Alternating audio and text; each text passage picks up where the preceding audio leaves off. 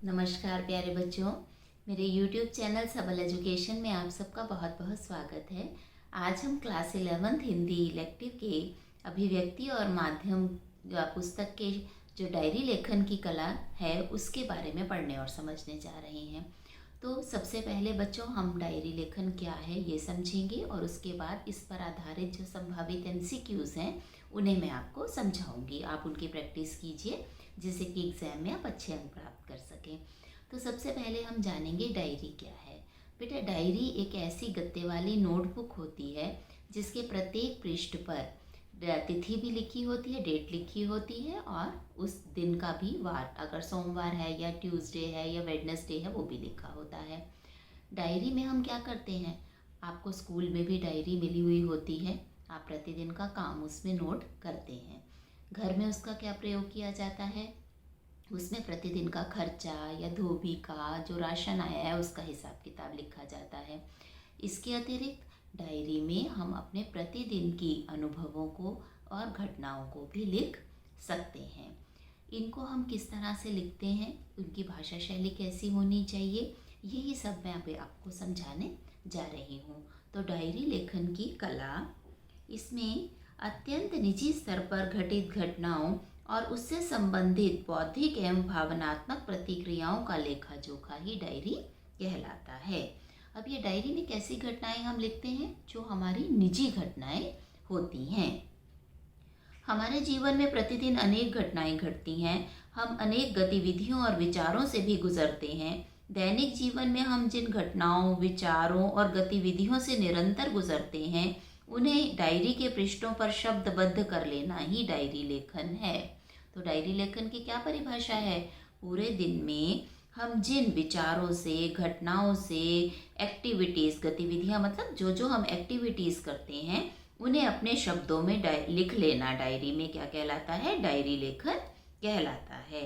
अब इसमें क्या है, डायरी में हम अपने जीवन में घटित होने वाली घटनाओं, अनुभवों आदि का विवरण प्रत्येक तिथि के अनुसार लिखते हैं। ये नहीं कि 15 दिन पहले कोई बात हुई तो उसे हम आज लिख रहे हैं। डायरी लेखन प्रतिदिन लिखा जाता है। रोज़ रोज़ जो भी हमारे जीवन में कोई विशेष घटना हुई जिसको हमें लगता है कि हमें अपने शब्दों में लिखना चाहिए, जब हम उसे डायरी में लिख देते हैं तो वो हमारे जीवन का एक अनुभव बन जाता है। हम डायरी में उन बातों को भी लिख देते हैं जिन्हें हम किसी दूसरे व्यक्ति को नहीं बता सकते। इस प्रकार हम डायरी पर लिखते समय अपनी बातें स्वयं को ही बताते चलते हैं। इससे हमारा अपने आप से ही संवाद स्थापित हो जाता है। इससे हमें हमारी अच्छाइयों और बुराइयों का भी ज्ञान होता है। हम स्वयं को अच्छी तरह समझ भी पाते हैं और जहाँ कमियाँ हैं उन्हें दूर करने का भी प्रयास करते हैं। हमें जब भी आवश्यकता होती है तो हम डायरी के पिछले पन्नों को पढ़कर अपनी पुरानी बातों को याद कर सकते हैं। इस प्रकार डायरी लेखन हमें अपने साथ साक्षात्कार करने का अवसर प्रदान करता है। तो हम कभी भी खोलते हैं पुरानी डायरी, पुरानी बातों को जब याद करते पढ़ते हैं तो वो पुरानी बातों का चित्र हमारे सामने उपस्थित हो जाता है। कहाँ कहाँ हमारे व्यवहार में कमी रही, ये भी हम ईमानदारी से जब अपनी सारी बातें लिखते हैं तो हमें पता चल जाता है। डायरी में हम अपने जीवन के कुछ विशेष क्षणों में घटित अनुभवों, विचारों, घटनाओं, मुलाकातों आदि का विवरण लिखते हैं। यदि हम इन विवरणों को उसी तिथि विशेष पर नहीं लिखते तो संभव है कि हम उस दिन घटी हुई घटनाओं को और अनुभवों को भूल जाएं और बाद में वे हमें याद नहीं रहें।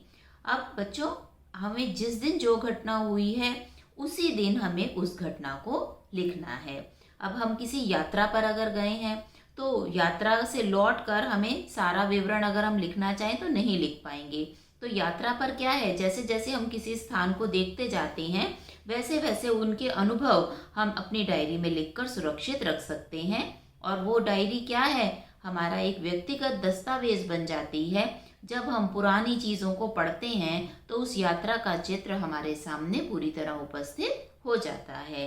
अब डायरी लिखते समय हमें किन किन बातों का ध्यान रखना चाहिए, तो सबसे पहली बात है कि डायरी जो है वो पिछले साल की डायरी में हमें लिखनी चाहिए, क्योंकि इस साल की डायरी में अगर हम लिखते हैं तो तारीख जो है एक ही पेज छूटा हुआ होता है। कई बार हमारे जो विचार हैं वो ज़्यादा बड़े हो जाते हैं, किसी घटना पे लिखते लिखते हम इतने विचार मग्न हो जाते हैं कि हमें जगह का ध्यान ही नहीं रहता। तो अगर हम पुरानी डायरी में डेट डाल के लिखेंगे तो हम जितना मर्जी जगह 2, 4, 5 जितने पेज चाहे यूज़ कर सकते हैं। दूसरी बात है, डायरी लिखने में जो भाषा की शुद्धता है और शैली है उस पर विशेष ध्यान नहीं देना चाहिए। हमारे मन के जैसे जैसे विचार आ रहे हैं वेगपूर्ण, हमें उसी शैली में, स्वाभाविक शैली में लिखते रहना चाहिए। तीसरी बात, हमें डायरी जो है वो प्रतिदिन सोने से पहले लिखनी चाहिए। अपनी दिन भर की गतिविधियों को सोने से पहले अपनी डायरी में लिखना चाहिए। अगली बात इसमें लिखने योग्य है कि डायरी लिखते समय हमें सहज और आडंबर विहीन भाषा शैली का प्रयोग करना चाहिए। हमारे मन के जैसे विचार हैं उन्हें हमें बिना किसी आडंबर के अपनी भाषा में, अपनी डायरी में जिस ढंग में हम चाहें उसी ढंग में लिख सकते हैं। तो जो डायरी की भाषा शैली है वो सारे बंधनों से मुक्त होती है। सिर्फ उसमें हमें अपने अनुभवों और विचारों को लिखना होता है, खुलकर अभिव्यक्त करना होता है। बहुत से, वैसे तो डायरी जो है वो एक हमारा व्यक्तिगत दस्तावेज है, हमें अपनी डायरी को किसी को पढ़वाने की ज़रूरत नहीं होती। लेकिन विश्व में कुछ ऐसी डायरियां भी लोगों के द्वारा लिखी गई हैं जो उनकी मृत्यु के बाद प्रकाशित हुई और लोगों ने बड़े रुचिपूर्वक उसे पढ़ा। इसी में ही, इसी क्रम में एक डायरी है आपके सिलेबस में भी जो है वो है एनी फ्रैंक की डायरी। एनी फ्रैंक का जन्म जर्मनी में हुआ था 1929 में। उस समय जर्मनी जो लोग थे वो यहूदियों पर बड़ा ही अत्याचार कर रहे थे और एनी फ्रैंक जो थी वो एक यहूदी जाति से संबंध रखने वाली लड़की थी। जब अत्याचार बढ़ गए, उन्हें गिरफ्तार कर लिया गया, वो वहाँ से भागकर एम्स्टर्डम चले गए। वहाँ वो 2 साल तक एक ऑफिस जैसे स्टोर रूम में रही और अपने जन्मदिन पर जो उसे भेंट रूप में एक डायरी मिली हुई थी वो उसे लिखती रही। वो 1945 में 15 साल की आयु में एनी फ्रैंक की तो मृत्यु हो गई, लेकिन उसके पिता को पता चला कि वो डायरी लिखती थी, तो वो बाद में उस जगह आए। उन्होंने उसकी डायरी को ढूंढा और उसकी डायरी को प्रकाशित करवाया। वो डायरी डच भाषा में लिखी हुई थी, बाद में इंग्लिश भाषा में उसका संस्करण जो है प्रकाशित हुआ, the diary of a young girl के नाम से। ये 20वीं सदी की सबसे प्रसिद्ध डायरी थी और इसको लोगों ने बहुत ही ज़्यादा पढ़ा, इसकी बहुत सारी प्रतियां बिकी। इस डायरी में उस समय के अत्याचारों का वर्णन था जो नाजी लोग यहूदियों पर कर रहे थे। तो इस तरह बच्चों, डायरी लेखन जो है हमारे निजी अनुभवों का संग्रह है, जिसे हम अपने विचारों को अपनी भाषा शैली में अपनी स्वाभाविक ढंग से लिखते हैं और बाद में जब हम बहुत टाइम बाद कभी भी पुराने दिन पेज को, उन डायरी के खोल के पढ़ते जब हैं तो हमें अपनी पुरानी यादें जो हैं वो ताज़ा हो जाती हैं, पुराने चित्र हमारे सामने उपस्थित हो जाते हैं। डायरी लेखन की कला पर कुछ MCQs मैंने आपके लिए तैयार किए हैं जो मैं अब आपको समझाने जा रही हूँ। तो इसमें सबसे पहला प्रश्न है, वह नोटबुक जिसके पन्नों पर पूरे वर्ष की तिथियाँ होती हैं उसे, आपके ऑप्शंस हैं, कॉपी कहते हैं, नंबर 2 डायरी कहते हैं, नंबर 3 बही खाता कहते हैं, नंबर 4 रजिस्टर कहते हैं। तो इसका सही उत्तर है कि उसे डायरी कहा जाता है। अगला प्रश्न है, एनी फ्रैंक ने अपनी डायरी किस शहर में लिखी? आपके ऑप्शंस हैं, पेरिस में, नंबर 2 लंदन में, नंबर 3 रोम में, नंबर 4 एम्स्टर्डम में। तो इसका सही उत्तर है कि उसने नीदरलैंड के मुख्य शहर एम्स्टर्डम में अपनी डायरी लिखी। अगला प्रश्न है, डायरी लेखन अब किस रूप में लोकप्रिय हो गया है? ऑप्शंस है, नंबर 1 विधा के रूप में, नंबर 2 शौक के रूप में, नंबर 3 विचार के रूप में, नंबर 4 पद्धति के रूप में। तो इसका सही उत्तर है, डायरी लेखन अब एक विधा के रूप में प्रचलित, लोकप्रिय हो गया है। नेक्स्ट क्वेश्चन है, एनी फ्रैंक कौन थी? आपके ऑप्शन है, जर्मनी में पैदा हुई एक यहूदी लड़की, नंबर 2 इंग्लैंड में पैदा हुई एक ईसाई लड़की, नंबर 3 रोम में पैदा हुई एक यहूदी लड़की, नंबर 4 जापान में पैदा हुई एक बौद्ध लड़की। तो इसका सही उत्तर है, वह जर्मनी में पैदा हुई एक यहूदी लड़की थी। नंबर 1 इसका सही ऑप्शन है। अगला प्रश्न है, नाजियों ने किस जाति पर अत्याचार किए थे? आपके ऑप्शन है नंबर 1 हिंदुओं पर, नंबर 2 ईसाइयों पर, नंबर 3 बौद्धों पर, नंबर 4 यहूदियों पर। तो इसका सही उत्तर है उन्होंने यहूदियों पर बहुत अत्याचार किए थे। अगला प्रश्न है एनी फ्रैंक का जीवन काल था। आपके ऑप्शन है 1919 से 1945, नंबर 2 1925 से 1945, नंबर 3 1929 से 1945, नंबर 4 1939 से 1945। तो सही उत्तर है 1929 से 1945 उसका जीवन काल था, अर्थात 1929 में उसका जन्म हुआ और 1939 में 45 में उसकी मृत्यु हो गई। अगला प्रश्न है एनी फ्रैंक ने अपनी डायरी किस भाषा में लिखी। आपके ऑप्शन है अंग्रेजी में, नंबर 2 जर्मन में, नंबर 3 डच में, नंबर 4 रूसी भाषा में। तो इसका सही उत्तर है उसने अपनी डायरी डच भाषा में लिखी। नेक्स्ट क्वेश्चन है एनी फ्रैंक की डायरी का शीर्षक था number 1 A young girl in trouble, number 2 A young girl in pain, number 3 The diary of a young girl, number 4 The diary of a suffer। तो सही उत्तर है The diary of a young girl। अगला प्रश्न है हम diary को शब्दबद्ध करते हैं। नंबर 1 अपने लिए, नंबर 2 परायों के लिए, नंबर 3 साहित्य के लिए, नंबर 4 छपवाने के लिए। तो इसका सही उत्तर है हम डायरी को अपने लिए शब्दबद्ध करते हैं। अगला प्रश्न है डायरी लेखन क्या है।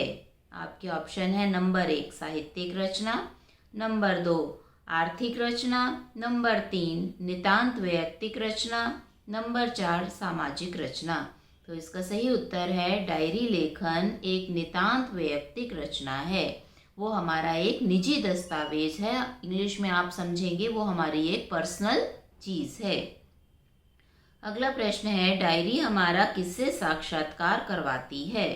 नंबर 1 अपने आप से, नंबर 2 पड़ोसियों से, नंबर 3 समाज से, नंबर 4 रिश्तेदारों से। तो इसका नंबर 1 सही उत्तर है वह हमारे साथ अपने आप से साक्षात्कार करवाती है। हम अपने को जान पाते हैं, अपनी अच्छाइयों को, बुराइयों को, कमियों को। जब हम ईमानदारी से डायरी में अपने अनुभव लिखते हैं तो हम अपने आप को अच्छे से जान पाते हैं। ये हमारा अपने आप से संवाद है। अगला प्रश्न है रूस में 25 मास यह किसकी डायरी रचना है। नंबर 1 राहुल सांस्कृत्यायन की, नंबर 2 मोहन राकेश की, नंबर 3 जयशंकर प्रसाद की, नंबर 4 नरेंद्र शर्मा की। तो बेटा यह जो है वो राहुल सांस्कृत्यायन की रचना है। नेक्स्ट प्रश्न है डायरी लेखन की भाषा शैली कैसी होनी चाहिए। नंबर 1 स्वाभाविक, नंबर 2 मानक, नंबर 3 परिष्कृत, नंबर 4 प्रशंसनीय।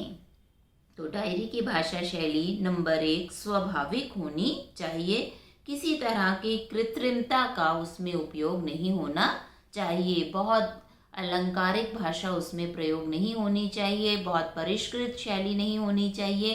साधारण जिस तरह से हम सोच रहे हैं, हमारे मन में विचार आ रहे हैं, उन्हें ही हमें कागज़ों पर उतार देना चाहिए। अगला प्रश्न है डायरी किस समय लिखनी चाहिए। आपके ऑप्शन है शाम को लिखनी चाहिए, नंबर 2 सुबह लिखनी चाहिए, नंबर 3 दोपहर में लिखनी चाहिए, नंबर 4 सोने से पूर्व लिखनी चाहिए। तो इसका सही उत्तर है हमें डायरी सोने से पूर्व लिखनी चाहिए। अगला प्रश्न है डायरी लिखती समय किन बातों का ध्यान रखना चाहिए। नंबर 1 आप खुद से क्या कहना चाहते हैं, नंबर 2 आप किसी बाहरी दबाव में तो नहीं हैं, नंबर 3 भविष्य में याद करने वाली घटनाओं को लिखें, नंबर 4 उपरोक्त सभी बातें ध्यान में रखें। तो सही उत्तर है उपरोक्त सभी बातें हमें डायरी लिखते समय ध्यान में रखनी चाहिए। डायरी लिखते समय हमें किसी दबाव में भी नहीं आना चाहिए। हम खुद से क्या कहना चाहते हैं ये भी हमें पता होना चाहिए, और भविष्य में हम किन किन घटनाओं को याद करना चाहते हैं, ऐसी कौन सी घटनाएं हैं जिन्हें हम सोचते हैं कि ये हमेशा हमें याद रहें, जब भी चाहें हम डायरी को पढ़कर इनका स्मरण कर सकें, उन घटनाओं को हमें अवश्य ही लिखना चाहिए। तो इस तरह से बच्चे डायरी जो है ये प्रतिदिन लिखे जाने वाला तारीख के अनुसार डेली लिखे जाने वाला, जिसमें हम किसी अपनी महत्वपूर्ण घटना के अनुभव के बारे में लिखते हैं, किसी गतिविधि से हमने कोई एक्टिविटी की है उसके बारे में हम लिखते हैं। एक ऐसा हमारा व्यक्तिगत पर्सनल दस्तावेज है जो हमारा नितांत पर्सनल है।